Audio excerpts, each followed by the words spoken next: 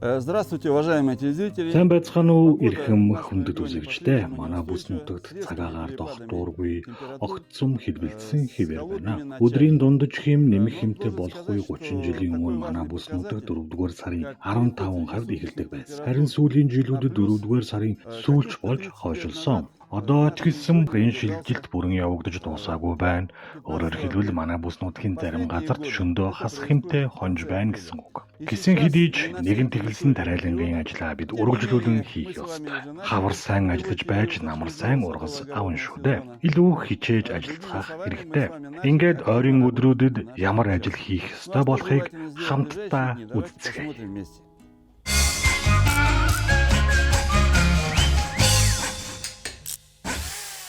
В саду мы с вами уже определенные работы Цэцэрлэгтээ провели. бид чамгүй олон ажил хийж амжуулаад байна. Алим лир чавганы модны арчилгаагаа хийсэн. Моддоо ёроолоос нь үндсэн мөчрүүдийнхээ уг хүртэл будаж зайруулсан. Мөн бордоо нэмжигсэн байгаа. Өнгөрсөн нэвтрүүлгээрээ үзүүлсэн өөрийн гаргаж авсан био бордоо болох 3% компост эсвэл 2% ялзмагт хөрс нэмж өгсөн юм а. За мөн модны үнс ашиглахыг би зөвлөж байна. Мэдээж сайн шигшээд бэлдээрэй. 1 литрийн савтаа үнс байхад хангалттай. За тэгээд жигд цацаж өгнө. Үнс нь өөрөө калиум бордоо гэсэн үг. Давхар хортон шавж үүрлгээс ихэнх үедээ сэргийлж чадна. Үндсэнд азотоос бусад бүх төрлийн химийн элементүүд агуулдаг. Азот харин шатаж урвалд алга болдог юм а. Одоо услага болон дидэм хэлбэржүүлэх гээд хоёр ажил биднийг хүлээж байна. Услагааны талаар хэлж өгье. Энэ нь бүх жимсгний төрлийн ургамалд хамаатай зүйл шүү. Энэ үйл их цас орсон, хөрсөнд чиг шингэсэн байсан. Мөн өнгөрсөн намар чиг өгөх услага хийсэн, намар бас бороо ихч орсон. 1972 оноос би өөрийн талбайн жимсгний ургамлуудын ажиглалтыг хийж байгаа. Модны ёроол хөрсөнд ийм чихтэй байсан үеийг би бол санахгүй байна. Тиймээс одоогоор услах хэрэггүй.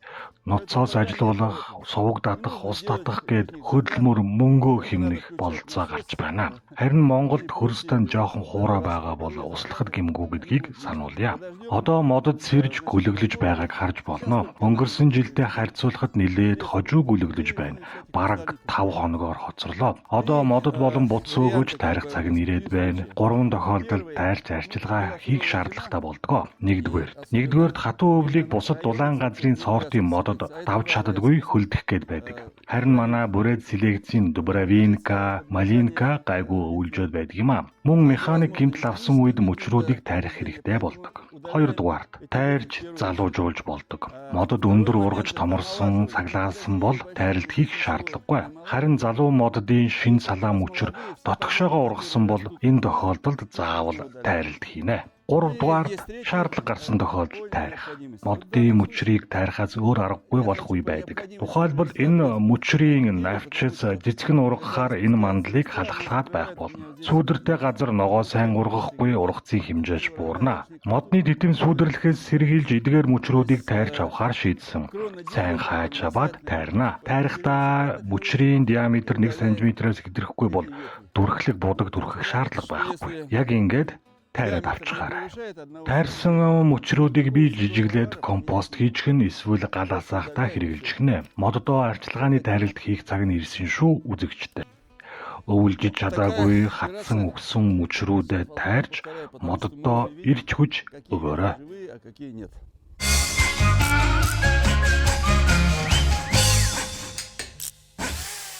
За энэ бол нас бид хүрсэн слива буюу чавганы мод. Би энд алюминий модтай ижил ийм зузаан тойрог хийж өгсөн. 20 см-ийн өргөнтэй туузыг ашигласан нь энгийн шорооноос олон давуу талтай юм а. Байнга нурж сэтрээд байхгүй юм байна лээ. Ингээд би 3% компост 1 литр үнс нэмж өгсөн байгаа. Одоо та бүхэн харж байгаа бах. Дөнгөж гөлөглөөд удахгүй нахиалах гэж байгаа биз дээ. Тун удахгүй сайхан цэцгэлээр ирхнэ. Голдоо яст жимсний моддод эхлээд цэцэг дараа нь навчин нахиалдаг онцлогтой. Өвлийг сайн давж чадчихэ. Ямар нэгэн асуудал харагдахгүй байна. Гэхдээ би энэ модны жишээн дээр илүү мөчр гэж юу болохыг харуулъя гэж зорж байна. Энэ уг нь олон салаан мөчөртэй том мөчр байгаа биз. Салаан мөчр бүрт нь олон жимс ургах байхаа. Гэхдээ энэ мандлыг оройн нарнаас халахлаад байгаа. Бас энэ тоорын мод руу хүрэх замыг хаачихсан. Тиймээс л тайрж хаях хэрэгтэй болсон. Сайн чанарын гар хөрөө аваарай. За энэ бол мэрэгжлийн самураа хөрөө байгаа юм. За ингээд хөрөөцснийхаа дараа хөрөөцсөн ишийг нь чийг алдахаас хамгаалж дүрхлэг ашиглан будаарай. Садавой бар болон живица гэдэг энэ хоёр будгийг дүрхэж өгөх ёстой. Эсвэл хямд төсвөр аргаар тосон будгаарч будчихж болно. Зөвхөн тосон будгаар будах ёстой гэдгийг мартаж болохгүй шүү. Бусад барилгын будаг бол тус биш хорл болно. Бид мод үржүүлгийн газарт биш цэцэрлэгтээ ашиглах болохоор энэ дүрхлэг будгийг олон жил ашиглах байхаа. Өнгөрсөн жил энэ мөчрийг тайрсан хараараа ямар нэгэн асуудалгүй идэгсэн байгаа биз дээ. Тиймээс тайрсныхаа дараа модоо хамгаалж дүрхлэг будгаар будаж байгаарай. Мод тань өгөхгүй, ургац тань буурахгүй гэсэн үг.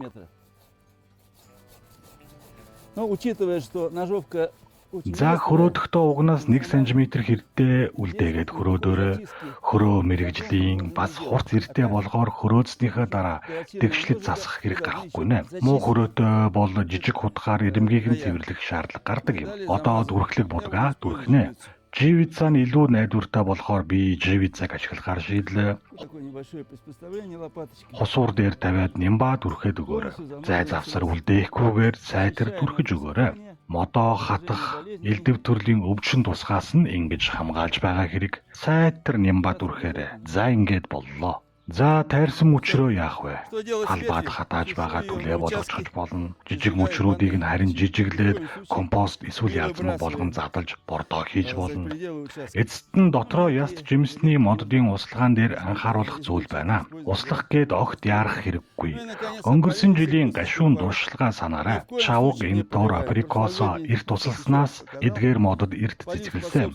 Яг эд цэцгэлж байх үед нь шөндөө хасах нэг хэм болж хүүтэрсэн. Үүнээс болоод үр тогтоож тоос хүртэж чадаагүй та бүхэн санаж байгаа. За үзэгчдээ тэгэхээр жимсэгний бут сөөгийг бол услана. Харин дотроо яс жимсний моддыг цэцгэлж дуусах хүртэл нь услах гэсний хэрэггүй шүү. По крайней мере, до фазы цветения.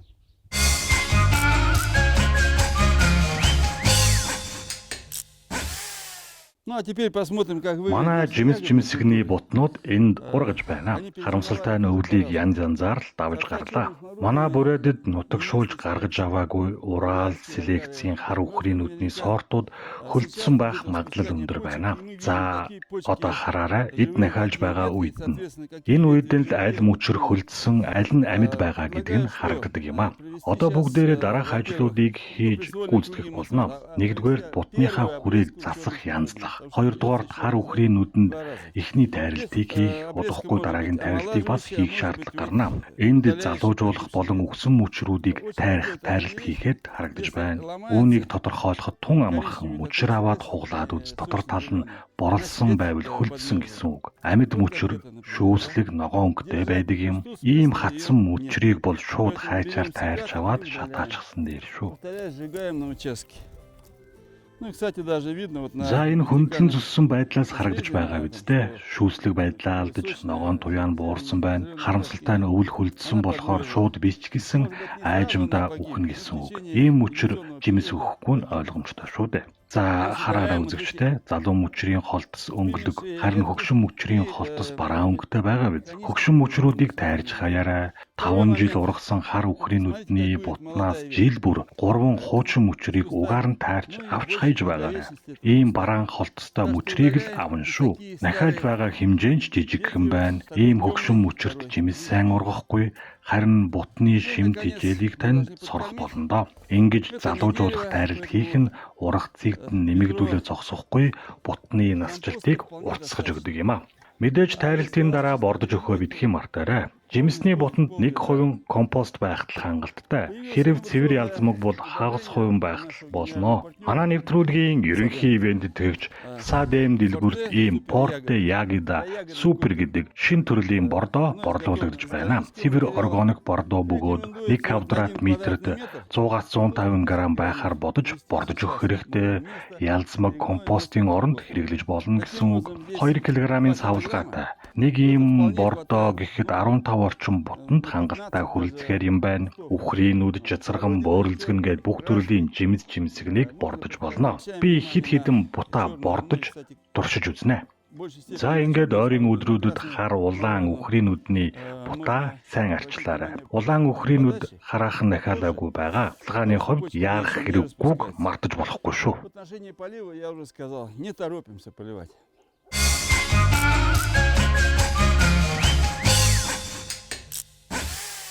Ну, если вы выращиваете Та крыжовник, талбайдаа галуун нүд буюу крыжовникийг тарьдаггүй. Манай бүс нутагт өвлийг өнтөө давж чаддаг өргөсгүй крыжовникийн цорын ганц сорт бол Черкашина юм а. Урал селекцийн бусад өргөсгүй сортууд хөдөлжигдөг. Энэ жилийн хатуу өвлийг өнтөө даваад эд гөлөгдөж байгааг та бүхэн харж байна. Үхрийн нүдний унаагүй навчнуудыг бид гараараа шуудараад унгаачихсан бол крыжовникийг тэгж амар унгаахгүй. Хүлээж байгаад өөрөө унахаар нь түүж авна. Одоо хамгийн гол нь бордож өгөх явдал юм а. 1% компост эсвэл хагас хувийн ялзмаг хийхэд хангалттай мөн бутныхаа доод толын мөчрүүдийг тайрахыг зөвлөж байна. Учир нь галуун нүдэнд мөчноёо рассаа буюу цагаан хөгц, мөөгөнцөр төвчин тусах магадлал өндөр байдаг юм а. Доод мөчрүүдэд очих агаар баг агааржуулалт муугаас болоод мөөгөнцөр үүсэх нөхцөл болдог. Тиймээс доод мөчрүүдийг нь тайрч аваад хайчхаараа тэгээд ч доод мөчөрт ургасан жимс газар тунаад муудчихдаг юм а. Энд үндсэн ишнээс салж ургасан иш байна. Өөрөөр хэлбэл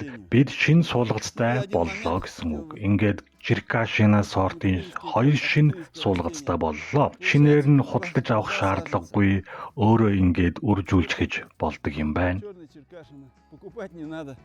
Можно рассадить. За хараарай. 1, 2. Энэ хоёр суулгацыг устдаа савнд өрсөлдүүлнэ. Магадгүй гадаад улаарч байгаа болохоор шууд суулгасан ч болохоор харагдаж байна. Таач гэсэн талбайдаа ядаж нэг галуун нүд крыжовникийн бут суулгаад үзээрэй. Илья Муромец гэдэг их өргөстэй сортын бутнаас жимсийг нь түүхэд хэцүү байдаг бол харин энэ Черкашина сорт өргөсгүй сорт болохоор ямар ч асуудал гарахгүй. Галуун нүдийг заавал талбайдаа нар сайн тусдаг газарт суулгадаг юм шүү.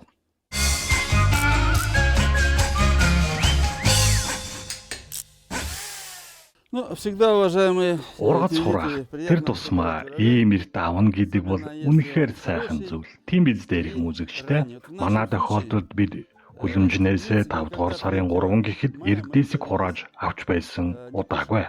Халаагч кабель ашигласны ачаар бид 4 дугаар сарын 1-нд хөрсөө халааж 4 дугаар сарын 3-нд үрээ суулгасан. Эрэгчил 3 дугаар сарын 25-нд суулгавал 5 дугаар сарын 1-нд ургац авч болохоор харагдаж байна. Би Престо болон Генеральский гэсэн 2 сортыг суулгасан байгаа. Генеральский нь арай хожуу болцсон сорт. Үндс нь их томорч ургадаг юм а. Харин Престог бол хурааж аваад хүнсэндээ хэрэглээд эхэлчихсэн шинэ шүүслэг дээрний дээрээ хэд хөгшрүүлж болохгүй амд чанар нь мууддаг юм а. За тэгээд хурааж авсныхаа дараа суларсан зайд нь би шинжүү суулгах болно. Энэ сарын 3-наас бас руккола хурааж авч байгаа. Үнэхээр гайхалтай салаатны ургамал өглөө бүр хачиртаад алах хийж идэх эсвэл өлөн илгэн дээрээ түүхийгээр нь идээрэй. Би тань им болно шүү. Хажууд нь салаатны гиж буюу горчица ургаж байна. Удахгүй бас ургацаа хурааж авна. Тэгээд энэ мандалд бүхэлд нь чинжүү дараалах болно. Номнуудаа хурааж авах хараахан болоогүй байна. Шөндөө сэрүүхэн хിവэр байгаа болохоор 42 грамын нектар шалтай хуучлагаар бүтээж хонуулж байна. Ингэснээр шөнийн цагт ургамал даарч цочрол авахаас сэргийлдэг. Ну, а здесь Харин энэ мандалд би хэдэн өдрийн өмнө 5 төрлийн улаан лойл суулгасан. Нэг ёсондоо 5 сортын туршилт хийж байна. Янтарны мёд сортыг олон жил тариалж байгаа. Эслэг ихтэй амтлаг сайхан сорт. Өнгө нь яг хувь шиг гоёмсог. Тэгээд л янтарны гэдэг нэртэй байгаамаа. Хоёр дахь жилдээ Царская башня гибрид үрийг тарьж ургуулж байна. Нэг их өндөр ургадаггүй боловч лойл нь намар нэгэн зэрэг боловсрдог гибрид үр юм байна лээ. Би яагаад ургахгүй байна гэд нилээд санаа зовж байсан гэсэн нэг өдөр л болчихсон. Ийм л онцлогтой сорттой. За мөн шинээр Аджанский, Яблочный, Эльдорадо гэсэн 3 сортыг суулгасан байгаа. Нийт 5 өөр сортоос тус бүр нэгийг суулгасан. Суулгахаас өмнө нүх бүрт би 2 литр компост, 1 халбаг, модны үнс, хийж өгсөн байгаа. Мөн талбайд ийм жижиг хүрцтэй болоор нарийнхан мандалд маш чимэглүүр ажлыг хийхэд тань тустай нэг аваад олон жил хэрэгжилж гин шүү дээ. Улаан лойл бол салаатны навчнаас илүү дулаан ихдэг ургамал, тиймээс заавал ном хатгаж хужлагаар хожих хэрэгтэй. Тэг хэмд шууд өгчихгүйч гэсэн маш их зочрол авч ургалтан зогсдог. Шөндөө энэ чочрлыг багасгахын тулд 42 грамын нягтрашилтай материалаар бүтээж өгөөрэй. Сул зайд нь бусад ургамлынхаа үрслэгийг төр тавьчихсан байгаа. Удахгүй соёолоод ирнэ.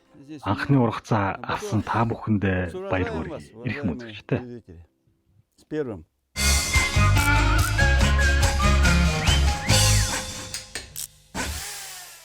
Ну и наконец мы должны с вами запустить. Одоо бүгдээрээ парника цэнэглэх болно. Цэнэглэн гэдэг нь ургамлын үлдэгдэл дээрээ био түлш буюу малын шин бууз нэмхийг хэлж байгаа юм. Дараагаар нь цооног гаргаад тусгай холцоор дүүргээд өргөст хэмиг суулгана. Мөн парникта бид уламжлал ёсоор амтд гуа тарих болно. Би парника ургамлын үлдэгдэл хүнсний ногооны хальт зэрэг галтгооны хаягдлаар бараг дүүрэгчсэн байсан болохоор ердөө 1% малын бууз авсан. Энэ нь зардлаач хэмнэж өгч байгаа хэрэг юм а. Парникны энэ хэсэг нь шин бууз хийж өгсөн. Задрах үйл явц явагдахаар дулаан ялгардаг болохоор халуун парник гэж нэрлэж болно. Иргэжил гэхэд ялцмагт хөрс болон задарчхна. Нэг ёсондоо ургамлын үлдэгдэл малын буузнаас сайн чанарын бордоо гаргаж авч байгаа хэрэг юм а. Бүрэн задарч бордоод хөрс болсон хэсэг нь доороо хуримтлагдаад байгаа. Харин задарч байгаа хэсэг нь дээрээ ялцмагт хөрс болон хувирч байна. Бордоо болгоод ургамал ногоогоо тариалахдаа ашиглаж хөвшөөрэй үзэгчтэй. Сэрээгээр ингээд уртааш нь ховол гаргачих. Ингэж гаргасан ховолд ургамлыг услах, арчлахад амар байдаг юм. Тэгээд ч зардал багтай. Хүмүүс голдуу дугуй нүх гаргадаг байх. Харин би судлаж туршиж үзсний үр дүнд 30 см-ийн гүн ийм ховол гаргах нь илүү үр дүнтэй болохыг тогтоосон юм. Яагаад 30 см вэ гэвэл та ховлоо 20 см шимт хөрсөөр дүүргээд үлдсэн 10 см-ийг нь услахаа хийхдээ усаар дүүргэнэ гэсэн үг. Ховл нүхээ 30 см гүнтэй гаргаарай. Нөгөө шигшиж ялгсан шимт хөрсөөрөө одоо дүүргэж өгнө. Санаж байвал бүрэн задарч болоогүй ургамлын үлдэгдэл байсан да. Түүнийг нь одоо энэ дээрээ нэмж өгнө. Тэгээд дээрээс нь хар шороо хийгээд өгөөрэй. За ингээд услага хийх 10 см-ийн зай үлдээхээ битгий мартаарай. Ингээд бэлэн боллоо. За энд өргөст хэмиг тарих болохоор хөрсөнд өвчин үүсгэгч байж магадгүй. Би сүүлийн хэдэн жил хэрэглэж байгаа ургамал хамгааллын MMX бэлтгэлийг ногоон савтагийн ариутгалд хийхдээ ашигладаг. Өргөст хэмэхээ суулгахаас өмнө торхонд нэг аяга бэлтгэл хийж найруулад 2 удаа сайтар услаж ариутгал хийнэ. Ингээд хөрсөнд үйлчлэл үзүүлэх хугацаа олгож 2 хоног хүлээх хэрэгтэй. Үүний дараа л өргөст хэмэхээ суулгах хэрэгтэй болно. 50-ыг харьцах 100 см хэмжээтэй нэг ховлд 10 ширхэг ургамал суулгахад хангалттай. Өрнийхөө чанарт итгэлтэй байгаа бол 12-ыг суулгаад ургаад гараад ирэхээр нь 2-ыг нь авчих. Хэрвээ итгэл муутай байвал 15-ыг суулгаад 5-аар цөөлнө гэж тооцоолоорой. Хамгийн гол нь 10-аас илүүчгүй дутуучгүй тариалах нь зөв шүү. Мөн энд би амтд гуа буюу диня суулгасан байгаа. Нэг нүхэнд 2 ширхэг амтд гуа байгаад хангалттай. Зай их эзэлж ургадаг гэдгийг нь битгий мартаарай. За эрхэм үзэгчтэй, эрхэм тариаламжтай, олон ашиг тустай парниктай заавал болоорой. Одоо худалдаанд малын бууз гарсан байна. Болж өгвөл ийм сүрэл ихтэй бууз аваарай, дулаанаа барьж хадгалах, задрах үйл явцанд жигдгээд олон давуу талтай. Энэ жил би өргөст хэмэхээ 5 дугаар сарын 7-ны өдөр суулгасан. Өнгөрсөн жилийнхээс 2 хоногийн дараа гэсэн үг юм а. Учир нь энэ хавар жаахан зэрүүхэн байна. Харин парникныхаа хүүтэн хэсгийг би шинэ бууцаар хүрээлж хашлаг хийж өгсөн. Мөн хөрсийг нь сэрэгжүүлээд MMX ариутгалын бодисоор ариутгал хийсэн. Улмаар 5 дугаар сарын 7-нд дүрээ суулгахаар төлөвлөсөн. Малын бууц байхгүй болохоор дулаан баг ялгарч байгаа болохоор парникны хүүтэн хэсэгт өргөст хэмэх арай хажуу суйолно.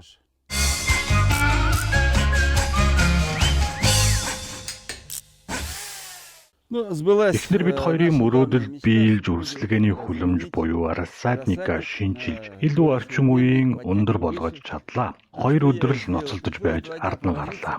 Модон банз биш нягтрал сайдтай поликарбонат ашигласан мөн дулаалгын материал доороос нь хүүтэн орхоос хамгаалах хүрээ зэргийг хийж шийдэж өгсөн. Нийтдээ 10,000 орчим өрөвлийн зардал гарсан. Ирээдүйн 10 жилд хийж байгаа зөв хөрөнгө оруулалт болохоор санаа зовох юм алгаа. Үрсэлгээний хүлэмжээ өндөрлснөөр гэрэл илүү сайн тусах болно. Мөн дулаалж, хуучирч муудсан банзнуудыг нь сольсон. Энд би нэгэн шин ноу-хау ашигласан. Хөдөө бууцгүйгээр үрсэлгээний хүлэмжийг 5 дугаар сарын 1-нд дулаан байлгаж чаддаг. Газрын гүнээс, хүүтнээс, хайрхаас нь хамгаалж, хажуу талыг нь тусгай бүрээсээр хийж өгдөг шинс мод ашигладаг юм байлээ. Мөн доо талд нь дулаалгын материал дэвсэж өгдөг юм байна лээ. Хийж дуусаад би бүх үрсэлгээгээ энд байрлуулсан байгаа. 5 дугаар сарын 2-ны өдөр улаан лой, шинжүү, горгийн зэрэг дулаан дуртай ургамлуудаа мөн гүзээлзгэн экспедишн сортын сонгон үндэст петрушка сэлдэрийг энд тавьсан. Та услахаа яаж хийх вэ гэж асуух байхаа. Тун ингийн. Энд 2% ус тавьчихсан байгаа. Хүлэмжийн хэмтэй ижил болохоор нь услан, шанаг аваад дээрээс нь услаад өгнө. Тун ингийн байгаа үстэй. За энэ шинчилсэн арамыг хараарай. Поликарбонат цуурхаас нь хамгаалаад тусгай жиргэвч ашигласан тун дайжгүй болсон. Эхнэр маань өөрөө будсан бас их баяртай сэтгэл хангалуун байна лээ. Бидний ажлын үр дүнд ургамал цэцгэс сайн ургаж байгааг харах үнэхээр сайхан байна. Мөрөөдөл биелдэг юм шүү. Зөвчтэй. Садоводы-огородники.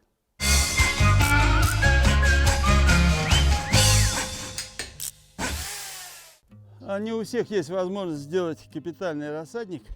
Хэрвээ танд байнгын үрсэлгээний хүлэмж хийх боломж байхгүй, зай талбай, багтай талбайтай, хөрөнгө мөнгө чинь хүрэлцэхгүй байвал төр зүрийн хүлэмжийг хямд төсөр аргаар хийж болно. Талбайхан хамгийн сайн нар тусдаг мандалд нум хатгаад 42 грамын нягтрашилтай чанартай бүтээлгээр бүтээж өгнө. Би өөрөө 3 ном хучлаг ашиглан төр зүрийн хүлэмжний үрсэлгээний хүлэмж хийж өгсөн. Энд хүүтэнд илүү дэсвэртэй ургамлуудаа бас зарим сортын улаан лойлын үрсэлгээг байршуулсан байгаа. Хямд төсөр атлаа маш үр дүнтэй арга. Төр зүрийн хүлэмж нь байнгын хүлэмж шиг модон араан байхгүй тэгсэн хэдий зочир хүүтэрсэн үед дээрээс нь нэмэлтээр давхарлан хожиж өгөхөд асуудал гарахгүй. Харин энэ мэд халуун өдрүүдэд үүдэн хэсгийн хучлагыг нээж агарж ууж байх хэрэгтэй шүү. За тэгээд үрсэлгээтэй нь хангалттай сайн ургаж төр зүрийн хүлэмжтэй нь үүргээ бүрэн гүйцэтгэж дуусгаар хучлаг нумуудаа аваад мандлаа цэвэрлээд үндсэн ногоогоо суулгачаарай. Основной овощной культуры.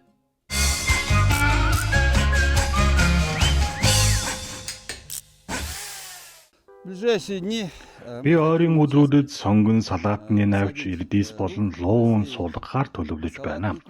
Эдгээр нь хүүтэнд илүү дэсвэртэй ургамлууд тэгээд гадаа нэгэнд дулаарсан болохоор тарихад асуудал гарахгүй байхаа. Магадгүй хөрстэй нь бүрэн гисэж дулаараагүй байгаа бол дээрээс нь синтетик материалаар хучаад өгөөрэй. Би ингэж хучсны ачаар ногоо эрт соёолдог болохыг туршилтын аргаар нотолсон хүн. Хэр хурдан соёолн төдий чинээ эрт ургацаа хураана гэсэн үг ээ. Түүнчлэн талбайгаас авах ургацын тань хэмжээ нэмэгддэг давуу талтай. Би мандлаа 2 хуваасан байгаа. Энэ хавар бүх мандлуудаа засаж амтлаад будчихсан болохоор их хөнгөлөг сайхан харагдаж байгаа үстэй үзэгчтэй. Сонгон сармис тарих газартаа 1 квадрат метрт 1% компост байхаар бодож бордож өгсөн. Хэрвээ танд ялзмагт хөрс байгаа бол хагас хувин хийж өгөхөд л хангалттай шүү. Мөн түрүүн танилцуулсан садэм дэлгүүр зарагдаж байгаа сонгон сармисны бордоог ашигласан ч болно. Цэвэр органик бордоо жаахан үнэтэй байдаг. Магадгүй өөрийн гаргаж авсан ялзмагт хөрс компост ашиглах нь илүү хямд тусах байхаа. Сонгон сармис нь луунтай харьцуулахад илүү шим тижээллэг хөрсөнд ургадаг ногоо шүү. Ингээд хөрсөө сэрэгжүүлж тэгшилснийхаа дараа игнээлэн шан татж өгнө. Хоорондын зай нь 20 см байхаар тооцож татж өгөөрэй. 10 см зайтай татж бас болно. Гэхдээ жижиг сонгон сармис хурааж авна гэсэн үг ээ. Сонгон сармис суулгах хамгийн тохиромжтой зай бол 20 см гэж би үздэг юм аа. Ингэж тэмдэглэн суулгахаар игнээлэн ургаж гоёмсог харагддаг. Сонгоны хувьд шууд ил талбайд суулгахад арай эрт байх. Одоо суулгах шаардлага гарвал заавал ном хатгаж хучилгаар хучих хэрэгтэй болно. Худалдаанд үрийн сонгон янз бүрийн хэмжээтэй гарсан байна лээ. Продается севок. Энд 10 грамын жинтэй том үрийн сонгон байна. Мэдээж өрн том байвал илүү том болж ургана гэсэн үг шүү дээ. За энэ бол Сторон сортын үрийн сонгон. Үрийн сонгон нь хэд том харагдаж байна. Гэхдээ хамгийн тохиромжтой хэмжээ нь 5 грамм. Яг тохирсон хэмжээтэй үрийн сонгон байна. Танай мандлын хөрс шимт хижээл сайтай сайн арчилгаа хийсэн бол үрийн сонгоны хэмжээ ургацсан төдийлөн сайн нөлөөлдөггүй. Үрийн төмөс шиг гэсэн үг ээ. Эдийн засаг талаасаа бодоод үзвэл том үрээр хагас квадрат метр тарих, жижиг үрээр бүтэн квадрат метр тарих хоёр ялгаатай шүү дээ. Тиймээс жижиг үр илүү ашигтай болов уу? За тэгээд суулгахаас өмнө сайтар англин ялгаарай. Хатаж муудсан хит их соёолж ургасныг нь түүж аваад хайчих. Сайтар ялгаж аваад суулгаарай. Суулгахдаа хоорондоо 7-оос 10 см зайтай байхаар бодож суулгана. Суулгаж дуусаад шороогоор манаад тэгээд сайтар услаж өгнө. Хөрс чигтэй бол заавал услах шаардлагагүй. Харин хуура бол цэцэг услагчаар чигдэж услаж өгдөг юм а. Манай бүс нутагт тохирох сортуудын тухай хэлэхэд Штутгарт Ризен хамгийн түгээмэл сорт. Гэхдээ энэ сортын сонгон 100 хэлбэртэй учраас хэрчиж хоол хийхэд жаахан эвгүй. Тиймээс сүүлийн жилүүдэд бөөрийнхий Сторон болон Центурон сортуудыг түлхүү тариалж байгаа. Мөн улаан сонгоны Кармен, Ред Борон зэрэг сортуудыг багажгсан тариалаад үзээрэй. Заримсыг мөн игнээ хооронд 20 см зайтай байхаар суулгаж өгнө. Өнгөрсөн жил өөрсдөө ургуулж гаргаж авсан үрийн сармис энэ байна. Одоо хумсаар нь салгаж бэлтгэхээрээ хамгийн сайн үр болдог хумснууд нь гадна талын хүрээний том хумснууд байдаг. Харин голд байх хумснуудыг нь тарьж ургуулах гэсний хэрэггүй. Магадгүй бүрээдийн загаан мухай Сибирийн сортыг бол том жижиг ялгаагүй тарьж болох байхаа. Сармис суулгахад нэг зүйлийг заавал харгалзан үзээрэй. Суулгаж байгаа хумсаа хөрсөнд хэд гүн суулгаж болохгүй. Хумсны соёолсон үзүр хөрсний газаргуу дээр цухууж байхаар суулгах ёстой. Хэрвээ 5 см-ийн гүнд суулгачих бол сармис гүндээ ургаад дараа нь хурааж авахд хэцүү болдог юм а. За тэгээд сонгонтой ажил зайд суулгаад өгөөрэй. Гэхдээ та өөрөө шийдээрэй. Сэрэг суулгавал том, шигүү суулгавал жижигхэн хэмжээтэй ургац авна. Тиймээс хамгийн тохиромжтой зай бол 8-10 см юм а. Суулгасныхаа дараа бүтээлгээр хужиж өгнө. Харин танаа талбай нар сайн тусдаг, хөрстөн сэрэг байвал хучих гэсний хэрэггүй. Луун хэрхэн суулгах тухай хэлэхэд игнээ хоорондын зай нь мөн л 20 см. Харин игнээ хооронд суулгахад нэгтршил маш чухал гэдгийг санаж аваарай. Луунгийн үрийг хоорондоо 3 см зайтай байхаар бодож игнээлэн суулгах хэрэгтэй. Тэгээд ургахаар нь түүгээ 6 см-ийн зайтай болгож сэрэгжүүлж өгнө. Энэ мэтээр хэд шигүү ургуулахгүй гэсэн үг ээ. Хэд шигүү ургахаар луу нарийнхан жижигхэн болдог. Тэгээд зэрэг болгож түүж аваад байхаар илүү томорч ургах болно. Гэхдээ луу хэд томорч ургахаар амт чанар болон тижээлдэг чанар нь алдагддаг юм шүү. Түүнийг анхаараарай. Тэгэхээр ойрын өдрүүдэд сонгон, сармис, луунгаа суулгаарай үзэгчтэй. За энд нэг зүйл сануулъя. Луун малын бууцтай хэд бордсон хөрсөнд муургадаг. Тиймээс 1 квадрат метр талбайд 1-2 литр компост хийгдэл хангалттай. Хэд бордсон хөрсөнд луун том ургах боловч хадгалалтын явцад амархан муудаж ялзардаг юм а. Но, как правило, они потом гниют при хранении.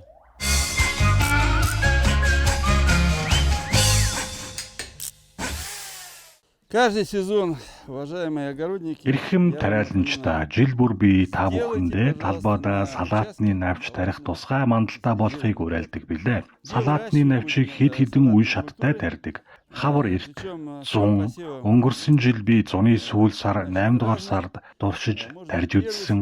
8 дугаар сард тариад хучлагын материалаар бүтээж 9 дугаар сарын дунд шинэ ургацын ногоо хурааж авч чадсан. За салаатны мандалд эдгээр ургамлыг тарьж болно. Жишээ нь руккола. Нутагшуулсан зэрлэг гээд олон сортууд байдаг. Энэ сан рема сорт тун зүгүр шүү. Мөн шпинат буюу бууцаа байна. Мөн л олон сорттой. Гэхдээ энэ крипич сорт тунд ажгүй. За тэгээд кориандрч гэдэг, кинзач гэдэг салаатны навчны Бородинскийн сорт нь энд байна. It's нь хүлэмжний салаатны навч Москва сортыг тарж үзээрэй. Би сүүлийн 2 жил дараалан мандалтаа салаатны гиж буюу горчица тарж байгаа. Түүний ядронная сорт энд үнэхээр гайхалтай зогсож ургадаг. Хүлэмжиндээ ургуулж байгаа. Бас энэ мандалд тарихаар төлөвлөж байна. Манай салаатны мандал 2 квадрат метр хэмжээтэй талбайтай. Энэ мандалдаа би жил бүр хагас хувин компост нэмж өгдөг. Ингээд хөрсөө сэрэгжүүлж бэлдэн, шангаа би ингэж татдаг. Игнэ хоорондын зайн 20-25 см багаар бодож татнаа. Тэгээд сая танилцуулсан салаатны навч бүрээс 2 игнэг тарина. Боловсрч ургахаар нь хурааж аваад дахиад суулгачих нь. Харин навчит петрушка буюу яншүү, навчит сэл дээрээ нь салаатны навчны төрлийн ногоон тооцогддоггүй. Тэгээд ч салаатны навч шиг өдийлөн их идээд байдаггүй. Хоол амтлахад л хэрэгэлдэг болохоор тусад нь өөр газар тарьж гиснэн дээр шүү. Их я вам советую посеять где-нибудь отдельно.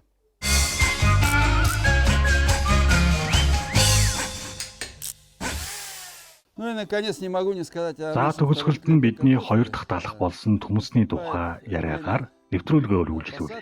Нар сайн дусдаг дулаахан газарт энэ 7 хоногийн төгсгөлд төмсөө суулгаж эхлэж болно. Төмс ер нь эрт суулгах тусам сайн ургадаг ногоо. Ихэвчлэн бид 5 дугаар сарын 10-наас өмнө суулгаж дуустдаг юм а. 2 дугаарт болж өгвөл сортын төмс тарихыг зөвлөж байна. Энэ жил сортын төмсний олдод сайн байна. Учир нь Сэлэнгийн районы Харгаан тосгоны фермерүүд сортын төмсний ариун ургац хурааж авч чадсан. Тэд Югана, Королева, Анна, Памяти Аргачова гэсэн 3 сортын төмс тариалсан. Чанарын хувьд маш сайн. Би өөрөө очиж шалгаж үзэж авсан байгаа. Шуудагаар нь авч ирээд сортын төмс тариалан үржүүлэх боломжтой. Дээр дурдсан 3 сортын төмсийг манай хөдөө аж ахуйн шинжилгээний хүрээлэнгээс очиж авах бололцоотой. Югана сорт нь бусдаасаа эрт боловсрдог онцлогтой сорт шүү.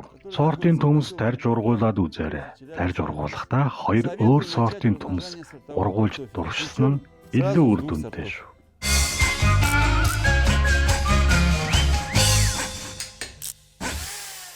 За эрхэм үзэгчтэй талбайдаа гарч ирж хүчтэй ажлын хаврын тариалалтаа эхлүүлэх цаг нэрлээ.